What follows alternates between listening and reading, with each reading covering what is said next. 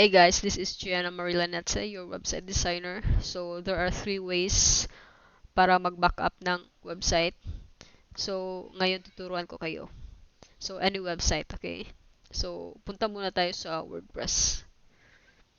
So, you go to your WordPress website, then click plugin, tapos search nyo yung all-in-one WP migration and backup, then install mo yan. The next plugin is this one.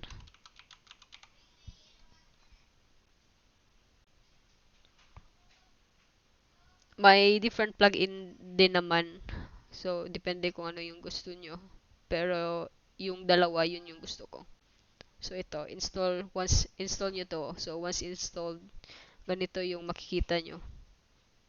So, you go to settings, updraft plus backups. Then, just click backup now.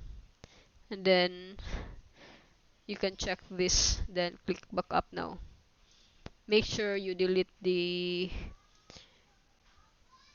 yung the old backup kasi magkukonsume yan ng madaming space sa backend part. So make sure you have only 2 backups lang. Okay? Then second way of doing backup is you go to your cPanel. So kahit anong website pwede mong i-backup as long as you have the cPanel. So for the cPanel, you go to backup wizard guys. Tapos click backup. Then, click full backup.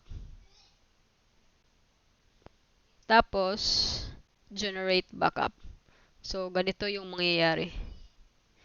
So, pwede mo madali lang ito. It will only takes 5 to 10 minutes for backups using this one. So, depende kung gaano kalaki yung website mo. So, make sure you have 2 backup lang, okay? Para hindi ma-full yung space mo. So, make sure guys na itong wait lang ang loading. Itong this usage mo tsaka yung MySQL this usage dapat hindi puno ito para hindi siya magkakos ng error sa website mo. Okay? Then, third way of doing the backup is you go to your file manager. Tapos, select all, then right click, then compress.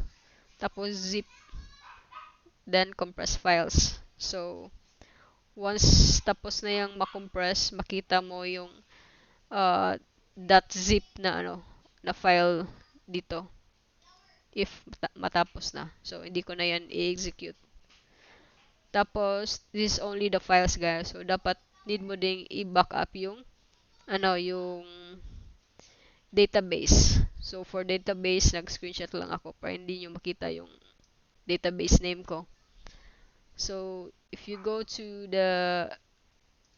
this one, so you go to phpMyAdmin, ganito yung makikita nyo. So, you just click the export, then just click the button, follow, then export. Yun lang. So, yun lang yung tatlong ways para mag-backup ng website. So, yun lang yung alam ko. Baka may other ways pa dyan.